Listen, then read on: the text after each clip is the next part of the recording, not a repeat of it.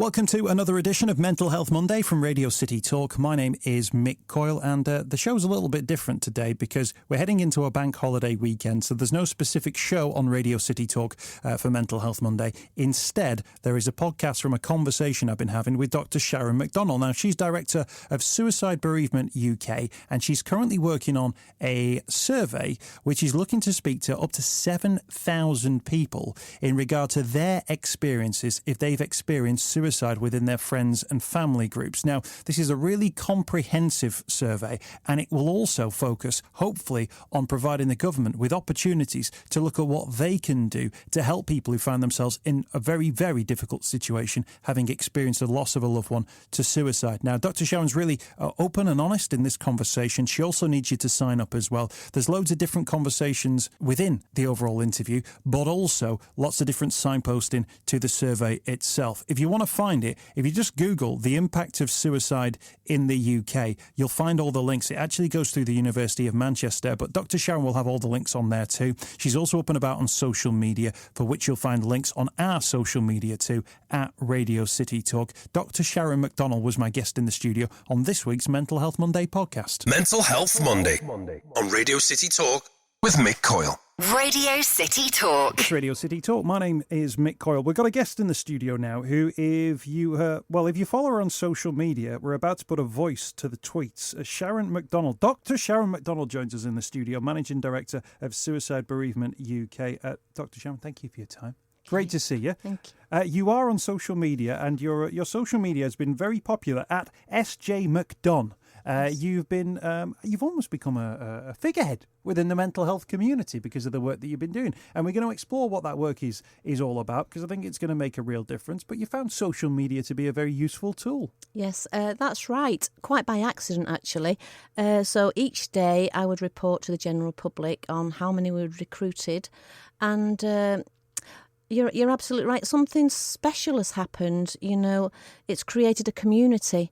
And so people, you know, because I was going on every day, and then I disclosed that I'd been bereaved by suicide, and I'm not ashamed, even though, you know, people do feel stigmatised. And almost like it's given people permission to be open about this. So there's sites where people, you know, that other people can't see, but this is very public. So what is actually happening is this is for people bereaved by suicide and affected. So it's for professionals, because we forget them. So say, for example, the emergency services, they're impacted. So what actually happened, people would come on and say, I filled it in, Sharon, kiss. And it could be a man or a woman. And then I realised, perhaps this is the first time these people have publicly said it, you know, and it's give other people the feeling that perhaps they could do it. And so it's created a community. And I think, if I'm totally honest, it's almost like a movement in a way. But that wasn't the plan. But when you get the general public totally engaging in something, you can move mountains. Let's talk about what the survey is all about. So we talked about, Suicide Bereavement UK. You lost a loved one to suicide, and you're going about now creating a survey, but you want to get a significant number of people involved in it to sort of share their stories and experience. And we're looking at about 7,000 people. You're close to that as a target, which would be a brilliant number between now and the end of the month. Tell us what the survey is about, what it's trying to find. Yeah. Before I start, I want to thank you, Mick, because it's like, you know, we've got to saturation point. And so what's so lovely, journalists and radio stations helping us, is like, you're part of our community. So I want to thank you before, you know, because I think we're going to get it, and it's going to be thanks to people like you. Hey, it's not a problem at all. So I'll briefly tell you. So I worked at the University of Manchester. I've still got an honorary contract, and I'm also part of Support After Suicide Partnership, which is 35 organisations such as Samaritans, Papyrus. You've got Amparo in Liverpool that are part of it. And so we decided that we would do a survey. We couldn't get any funding, which is ironic when this is a government priority and it is a key objective of the suicide prevention strategy. But you know what? Bring it on. So we're doing it for nothing. This would probably cost a few £100,000 to do.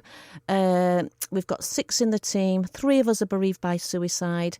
We know what questions to ask because we've gone through it. And So we was hoping, I was really hoping to get 5,000, and it was launched at my conference in Manchester last September. But it's to identify the experiences and needs of those bereaved and affected by suicide. And so the government are not giving us any money, but, if they have to be shamed into it, these people are taking part. And I cannot tell you, I think this is unprecedented, the number of people on social media that want to help. And I think goodwill generates more goodwill, like what you're doing for us now. Often journalists and radio stations, it's about findings which are shocking. But what's so lovely is you're trying to help us, so you're part of our thing. Well, forgive us if we're trying to help you get the findings. But tell us if you can, Sharon, what do you think the value of the findings might be when you have the stats and the facts and you have the responses and you break all those down, you put them into tables?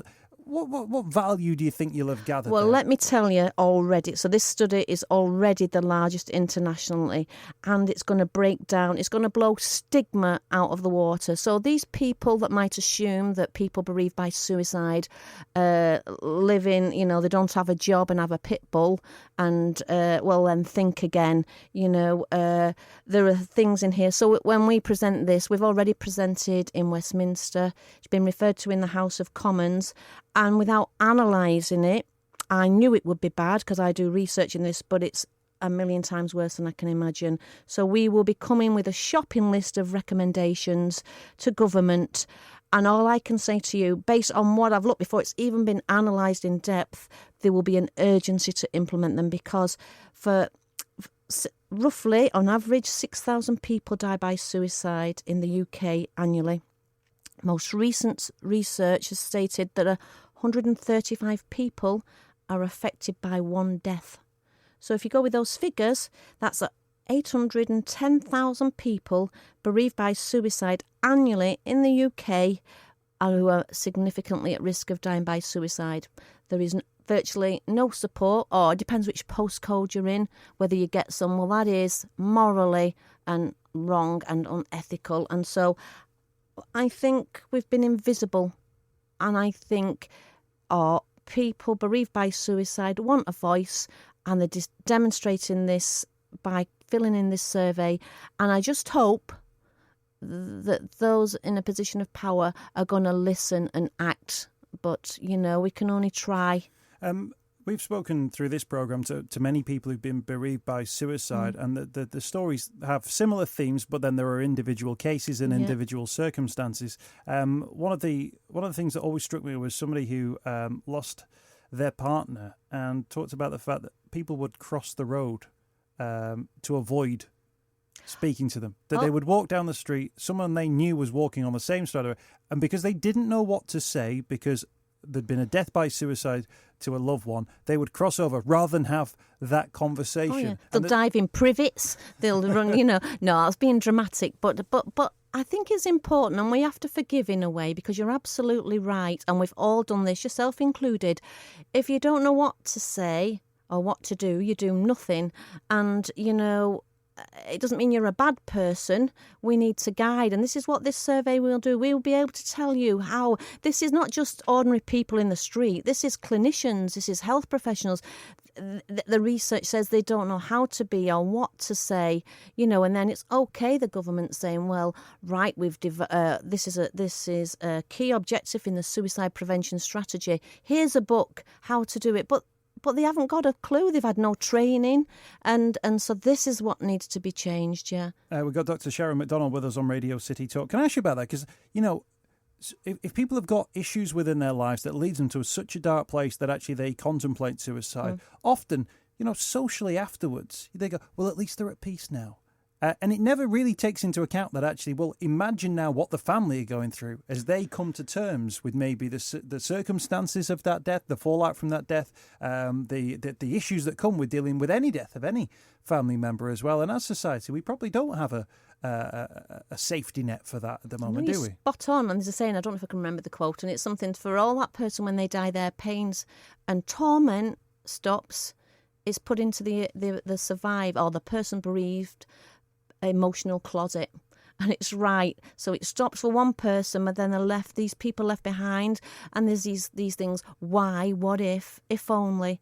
And these poor people haven't got the answers, and then they look for help and support, and there is very little within the NHS, so they go to the third sector who haven't got any funding, and it's kind of, well, it's wrong. And these, if you have a conveyor belt, or as an analogy, these people bereaved by suicide are at risk of dying by suicide. So if you don't care for these people, they're at risk themselves, So suicide prevention strategy, and this is all of. I've got to say, Liverpool have been very good. They're doing some excellent work. So you've got a charity called Amparo. You've got someone called Angela Samata that is flying the flag. But that's Liverpool. We're UK's bigger than Liverpool.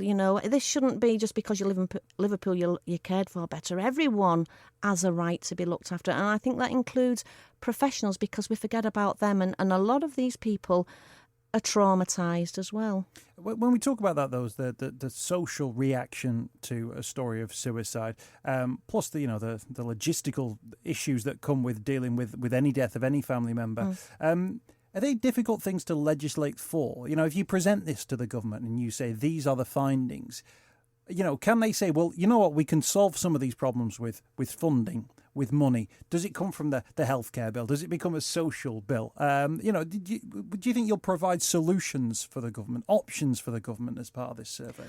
I think so. I do believe if you have a problem, you're more likely to have an impact if you come with a potential solution.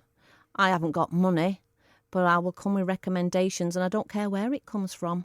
It come from the government, whether it's public health or the Department of Health. I'm not sure where they'll get it from, but when we present to them, these brave people that are filling this in, because let me tell you, it's not easy, and I would be insulting to imply that it's not a one-pager. But what I can say to every single person that takes part in this survey, they will make a difference, and based on what these people say, and the more people that take part in this survey, the louder our voice when we present to government. And I honestly believe, I might be being naive, but I don't think so, I don't think they're going to be able to ignore the findings from this study. Can I ask you about your own personal circumstances? Yeah. When you lost your brother? Yep.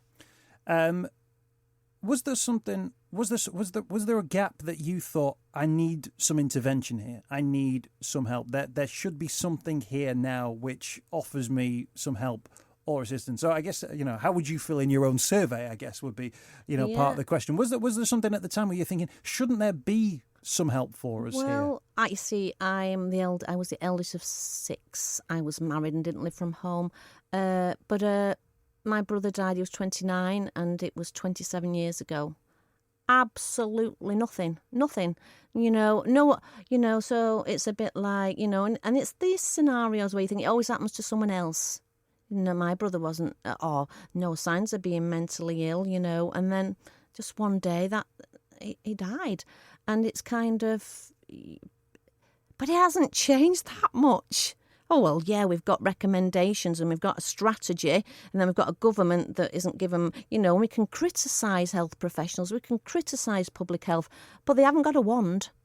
They need money. And so another key point in the strategy is provide money to conduct research. I had to leave the university because I couldn't get funding from traditional sources such as the government.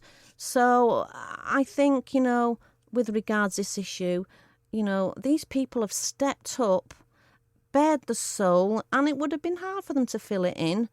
And now I think the government, whoever it might be, whoever has the money, should do something so these people are no longer invisible, and they don't get this tokenistic, whatever. I often think about that, the tokenistic responses of, oh, isn't this terrible? And yes, we should do something. But actually, when 6,000 people, you quote, a year are dying by suicide, if that was a malaria bug that was killing people in this country, if that was toxic water that was killing, there would be public inquiries, there would be people going to prison, there would be people constantly saying this is an unacceptable level of deaths. And yet for suicide, it has been tolerated as an ongoing fact of life for decades and decades, including decades in which you lost your brother, to the modern day where we accept that people take their own life and we don't, as a society, really do anything about it to change things. And that's a shame, isn't it? People try and do things, but, arguably it should come from government. There should be a strategy, shouldn't it, to prevent these kinds of deaths? Well, I think, to be fair, so there is a suicide prevention strategy, and so they work desperately hard to prevent suicide, to be fair. And I'm not disputing that, but there are 3 pillars to suicide prevention. You've got prevention, which is, where the money goes.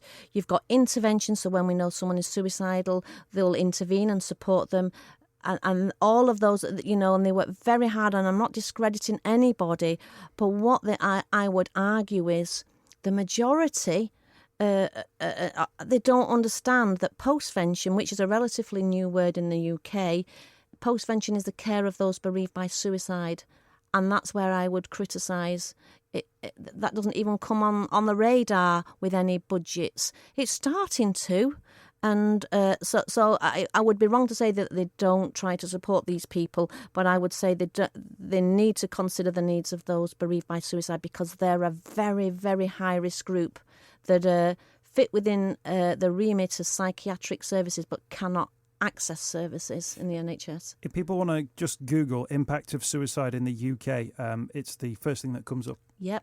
That people can find out more information. Impact of suicide in the UK. If you just want to Google that, and you can head to the suicidebereavementuk.com website. That's suicidebereavementuk.com website. And Sharon is up and about on social media. We'll have all the links as well on our own social media site too. Can you give us an example? You mentioned some of the great charities that we've got here on Merseyside. Can you give us an example of practical responses that these sorts of charities are doing at the moment in regard to postvention? What does that actually look like? What might that look like? And in 10 or 15 years' time, if the government listened to the results of this survey, what sort of services might be there for people who lose someone to suicide? They need a proactive response. So for when somebody dies, you know where the family are, And so I'll give you an example. If a family lose somebody and they have children and they're informed that someone's died, they have to immediately tell the children something. And often they're not guided what to say, how to say it. So that's where the problem starts. They might say, oh, they died in a car crash, or they did, or whatever. And then the children find out at school. It needs to be a proactive response and give them information and signpost them to key resources. Thank you for your time today. And I know you're working really hard to get over this 7,000. You're getting closer and closer all the time. 100. We just need 100. And you set yourself the deadline at the end of the month. Yeah. So I think, what date are we today? What are we on now? As we speak 10 now, days. recording this on the 21st. Yeah, so we've got 10 days, so that's 10 people a day. And I absolutely refuse to believe that we can't find these people.